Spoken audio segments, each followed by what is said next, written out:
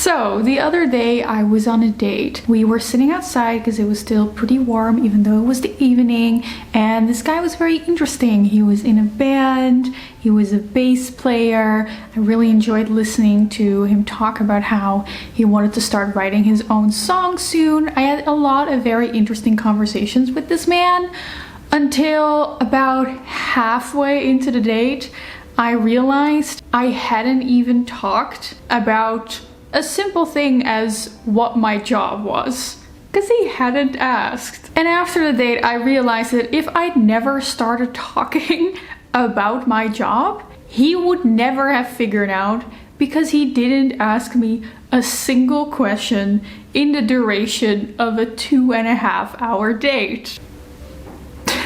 And this turned out to be a pretty persistent problem in the dates that I go on. I ask a man about his passion, his job, his hobbies, and have genuine, interesting conversation around those things, only to leave the date with the sudden realization he doesn't know anything about me. And this is not just happening to me. I have a lot of female friends who experience the same thing. TikTok, whose algorithm quickly found out that I am dating, feeds me tons of videos of women complaining about the same problem. Why don't men ask questions on dates? Remember when you let that shit slide?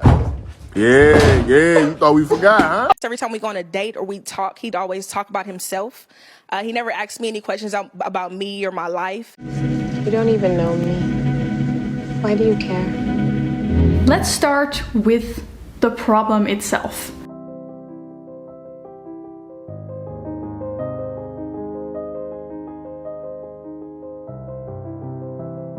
Junie Kelly wrote for The Independent about the phenomenon of men just talking and talking and talking and not asking any questions. She shares the experience of an acquaintance. I once went on a date with a man who didn't ask me a single question until 11 p.m. when, at last orders, he said through a mouthful of crisps, "So what do?" I knew how his grandparents met by that point. Here's another anecdote from an article on Inside Hook. You ask someone, "Oh, where did you grow up?" And then you expect them to just ask the same thing in return, not even come up with a question of their own. I thought maybe it was just a fluke of the guy, but as the dates continued, I realized not only am I not getting asked questions, I'm not even having my own questions returned to me. And as a response to this just lack of questions from men on dates, Sophia Benoit writes for Bustle. This is her advice. She says, "Not asking questions is, to me, a deal breaker. What does it say about a person if they feel they've discovered enough about you from you sitting there listening to them talk about themselves? They want an attractive captive. They want someone to brainlessly and breathlessly fawn over them." And this is kind of the general idea, right? The fact that men are not asking any questions on dating apps is a sign that they're just not interested in you. Or I would even go further as to say that it is a sign of just self-absorbedness, kind of asshole behavior. Some might even say like narcissism, that people or these men on dates, they just want to talk about themselves and they just show no interest. They have no interest in the person that is sitting across from them. Why is that? Kelly blames this kind of modern problem of men not asking questions on modern dating app culture. Most people nowadays go on dates because they swipe right on someone on an app, whether that is Tinder or Bumble or Hinge. I think those are the most popular ones. This has changed the dating landscape a lot, kind of causing this swipification of meeting people where you are forced to sell yourself on a first encounter. Note, I'm not just saying first date. Like, the first dates are also first encounters because of dating apps. Like, your first date is with a stranger and you immediately need to sell yourself as a potential romantic interest, which is so different from, you know, maybe meeting someone through mutual friends and just getting to know each other a little bit first before you go on a date. So you have to sell yourself on the first meeting so they don't ditch you for another person that is quite literally one swipe away. It is as though in a capitalist, hyper-individualistic society, men are approaching dating as they would a job interview, an opportunity to prove themselves rather than to foster genuine connection. Now, although I do agree that dating apps for sure have a negative impact on dating and making genuine connections with people, mostly because, like I said, I think it's so unnatural to try to decide whether you're a good romantic interest for someone on the first meeting. But I think that this problem of men not asking questions on dates isn't that modern. If you look down through like the comments on this Independent article, there are a lot of people saying that this has been happening for years. For example, women saying, actually, they were like this in my dating days, many years before dating apps were even dreamed of. So maybe this isn't that much of a modern problem at all anyway. How beautiful. We are all connected by our collective annoyance with not having people show interest in us in romantic situations. Oh, how I love being a woman. Is it cruelty? Is it narcissism? What is causing these men to not be able to hold a normal conversation? But before we move on to going into like communication styles and stuff, I just want to give like a little quick little caveat, because I do feel the need to say this every single time that I complain about a thing men do, and that is that not all men do this. There are men out there that do know how to show interest in you, and I have been on great dates with men that did ask questions. I'm not saying this to defend men, I'm saying this to defend women from cutting themselves short. When I say not all men do this. I think when we complain about men's behavior a lot, we almost normalize it to ourselves and come to expect it. The bar becomes very, very, very low when we start expecting that all men just suck. We start to believe that this subpar behavior is normal, when it's not. So that's why I want to emphasize, ladies, there are men out there that know how to show interest in you on a date and that know how to ask questions. Don't settle for less because you think, oh well, he's just a man, what else can I expect? Okay, that's just a little caveat that I wanted to make. You can expect more, okay? Don't cut yourself short.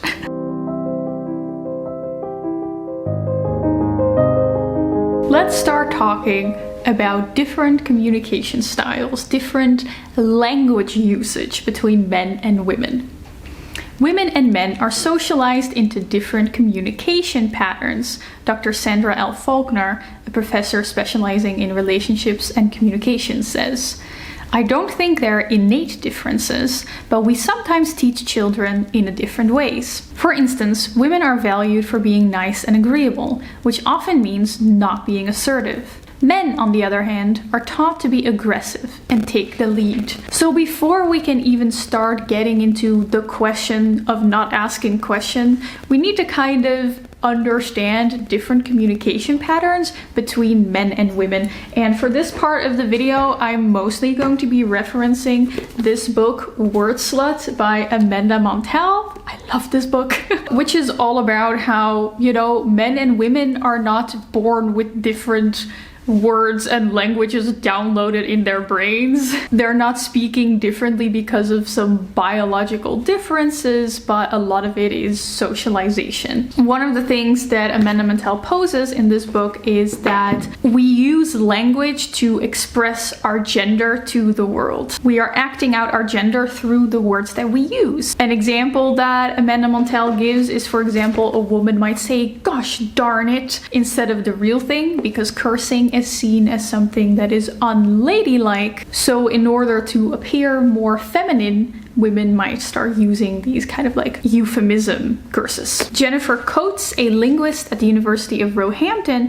has done a lot of research on how men speak among themselves and how women speak among themselves. The ways different genders talk to each other is actually so different that you can call them different genderlects, as if they're speaking completely different dialects. Now, there are many different variations based on race and class and sexuality and age, but there are some broad broad strokes differences between men and women. Now, of course, this is a generalization, as with any kind of social research. It doesn't go for all men and it doesn't go for all women, and there are individual differences, but these are some broad strokes differences between men and women. While men's speech style can be categorized as competitive, women's is cooperative. Men have a tendency to talk kind of vertically in their conversations. So that means that there is a dominant speaker and then a subordinate or multiple subordinates that are kind of waiting for their turn to speak. And everyone neatly speaks in turn. The goal of the conversation is to establish hierarchy and establish a dominant speaker through sharing knowledge and achievements, therefore making the conversation a subconscious competition for dominance. Women, on the other hand, tend to have more horizontal conversations, where every single participant is on an equal plane. The goal of the conversation is solidarity, not competition. It is to support the other speakers and also build on each other. So women are very likely to kind of chip in with a "that's right," and "oh, I see," and "oh, I get it." And women are more likely to also finish each other's sentences to kind of show that you're listening and help each other in the conversation. This is also likely why men tend to wrongfully assume that women are always interrupting them, because they're just not used to this conversation style where you finish each other's sentences. And they are misreading women's supportive remarks as interruptions, because in reality women just hold conversations in a different way. The conversation is a cooperative effort where everyone builds on each other. So men and women speak in different ways, but it's very important to realize that this does not mean that the way women speak is inferior to the way men speak. There is a kind of stereotype that the way women talk is different because women only talk about people and gossip, whereas men really talk about ideas and more like intellectual stuff. First of all, there is no research evidence that this is actually true. And second of all, it is actually more likely due to sexism that we assume that the way women speak is somehow inferior. We tend to look down on so-called girl talk. When I had this garden party for my father's birthday, right? People came that did not RSVP. So I was totally bugging. Because women are seen as less intellectual and more emotional by society, we consider the way they speak as less intellectual and more frivolous instead of the other way round. You know, sometimes men will be like, "Oh, women are clearly less intellectual than men. I mean, look at the way they speak." When in reality, what actually is going on is these men think that women are less intellectual than men, and so they associate the way women speak with a lack of intellect. And I have some specific examples. Gossip, for example, is something that is associated with women and seen as something bad and lowly to talk about. But gossip isn't as stupid and meaningless as we think. It actually serves a social purpose. Linguist Deborah Emran has explained that gossip serves three main purposes: to circulate personal information to keep members of a social group in the know, to bond with one another by establishing the gossipers as an in-group, and 3, to affirm the group's commitment to certain values or norms. And men exhibit this behavior as well, except we don't call it gossip, we just call it locker room talk or manly banter, boyish banter. But because gossip is associated with women, we see it as a sign of inferiority and frivolity. Another example is that we tend to believe that the way women speak is very submissive or showing a lack of confidence. Women are often told that we speak too much with statements like, "Oh, I think maybe it might be this," or, "well, it appears so that it might." You know, in linguistics, this way of speaking is called hedging. And again, hedging serves a linguistic purpose. It has nothing to do with insecurity, but instead it is pro-social behavior to give other people more opportunity to disagree or share their side of the story. It is there to create trust. I mean, remember, women tend to speak in a more cooperative way. As Coates explains, hedges like these are used to respect the face needs of all participants, to negotiate sensitive topics, and to encourage the participation of others. But because hedging is associated with women, we see it as a sign of insecurity and inferiority. And that is, I think, the main thing that I really learned from this book, is that almost every single way of speaking that we associate with women is looked down upon, but in reality it just serves a very real social and linguistic purpose that we just overlook. We just look down on it because we associate it with women and we don't like women. There are way more examples in this book and I do highly recommend reading it, but just for the purpose of this video, the point that I was trying to make is that the way women speak is different from the way men speak, but it is definitely not inferior. They're just differences, and these differences can cause miscommunications between men and women. Like I said, many men see women as very interruptive and not allowing them to finish speaking. Which, by the way, fun fact, men are actually more likely to interrupt women during conversation, studies have shown, but men just think that women are interrupting them all the time. The sun is really ruining the kind of cafe date vibe that I was trying to have going on here. Jeez, I'm blinded by your beauty. See, that's me flirting on a date. Now that we understand communication differences between men and women, let's go back to the question of questions on dates. Imagine a date between Sarah, a woman, and Tom, a man. It's a first date, the conversation is a bit awkward, but they're in a dim-lit bar, they're drinking red wine, and the words start to flow. Sarah is used to being cooperative in conversation. And what is the easiest way to be cooperative in a conversation with someone that you don't know yet very well? To make sure that everyone is supported enough to give their 2 cents? Asking questions. Sarah is actively giving Tom the opportunity to talk by asking a lot of pointed questions. Tom, on the other hand, has learned that conversations are competition where he needs to establish himself on top of the hierarchy. He does this by taking every opportunity to talk about himself and his achievements, especially since he thinks Sarah is very pretty and he wants to impress her. At the end of the date, Sarah is annoyed that she was the only one asking questions, never feeling like their banter was a two-way street. Tom, on the other hand, thought the date went well. He spent a lot of time talking, sharing his stories, making him feel like the dominant speaker. This made him feel good about himself, like he won the conversation competition. Tom would like to see Sarah again. Sarah never calls him back and complains to her friends about how men just don't seem to be able to hold a normal conversation. Is this the real reason why men don't ask women questions on dates? I don't know. I am not a linguist. These are just my observations based on the communication differences between men and women. But let's look at another distinction between the way people speak that is not necessarily gender-based.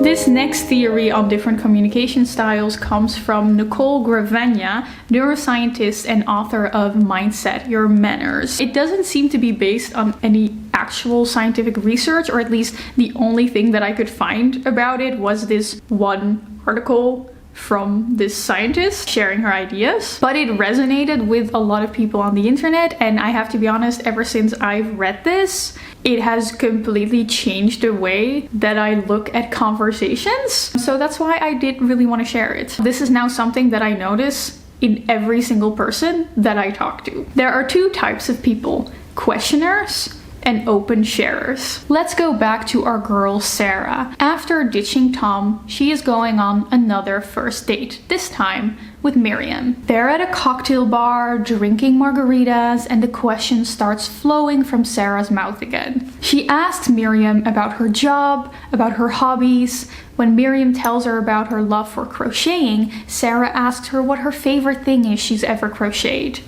At the end of the date, Sarah realizes she knows all about Miriam's life, her 2 little brothers, her childhood dog Snooky, and the Beetlejuice costume she made for Halloween when she was 15. But Miriam doesn't even know about Sarah's job other than her job title of Junior Product Executive Manager, because she didn't even bother to ask what in the 7 hells that even means. Sarah is a questioner. Gravenya says, question askers navigate conversations by asking questions, getting responses, asking more questions, and hoping that they will get a question in return so that they can talk about themselves a little too. They will listen to openly shared stories, but they won't openly share their own stories. These are the kind of people that only talk about themselves when asked. Now, going back to the problem, why don't men ask questions on dates?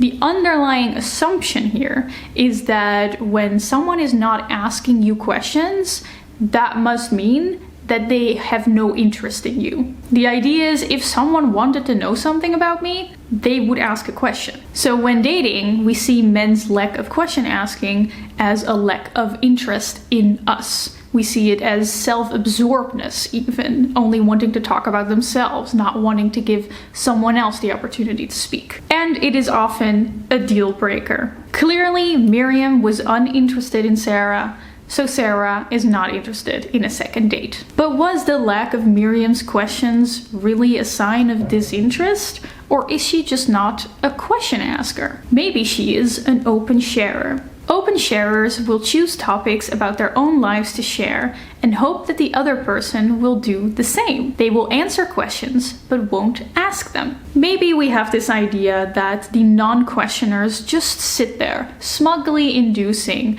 in stories about themselves, egotistically not giving a single corner of the talking stage to the person in front of them. But have you considered that you, as a questioner, may also be annoying to the open sharer? Let's take a look at the conversation from Miriam's perspective. She felt like this date was completely one-sided. The entire day long, she felt like she was being in an interview, being interrogated. And Miriam did her best to tell fun stories about her hobbies, her family, her life, but none got the energy back from Sarah. Miriam finds Sarah a very guarded person. Why didn't she share anything about herself? She doesn't even have a clue what her job of Junior Product Executive Manager entails because Sarah didn't bother to give her any details. Now, I am clearly not an open sharer. I'm very much a questioner, so I genuinely couldn't really fathom this idea that open sharers might be annoyed with questioners. But there's plenty of people online that openly share their annoyance. So let's look at some of those. Let's pop into the head of an open sharer and all their frustration. Gravanya herself actually says, "My favorite conversations were ones with other sharers. I'd share a story, they'd share a story, I'd share a related story, they'd share a related story. It was great. No pointed questions, no feelings of prying, just storytelling." And some more people sharing their own experiences. I too was raised to not ask questions of others in conversation. I generally operate on the principle that if someone wants to share something with me, they will. And I have kind of fundamental belief that asking questions of others in conversation is prying, assuming, or even threatening. A lot of people mention that they don't want to pry, and by sharing stories themselves, they are implicitly inviting another person to share their story instead of like pulling it out of them. Someone even said, "I genuinely don't understand how anyone ever gets to talk about anything interesting if you have to wait to be asked." I've had to have relationship defining conversation with 2 separate close friends on this very subject. I felt like all they did was talk about themselves and never seemed interested to know more about what's going on for me. Meanwhile, they felt like I shut them out and never told them anything, no matter how much they tried to show that they were available to talk. Open sharers expect you to just share stories about yourself unprompted. They don't want to pry, but they will feel rejected if you don't open up to them.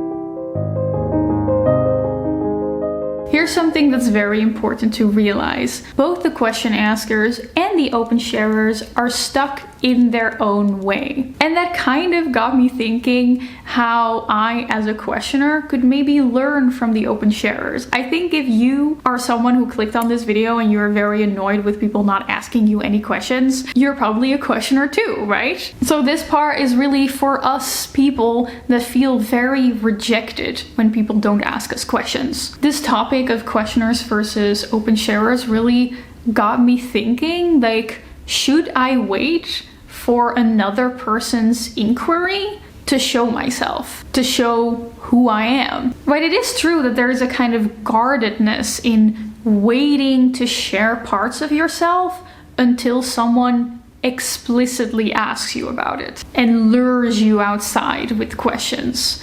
It does require a certain kind of vulnerability to just openly share parts of yourself. And it is kind of sad when we let our self-expression be completely dependent on whether another person shows explicit interest. Because how can I expect another person to show interest when I have given them nothing to show interest in? In order to connect with people, you have to freely give out a little bit of information about yourself, a fun story to tell, a touching memory to share, so that the other person has something to ask about. This is something I've really had to kind of teach myself as someone who is definitely a little bit more guarded and waits for people to ask me things before I start speaking, and finds it pretty hard to be vulnerable in conversation, especially with new people. How can I expect someone to dig deeper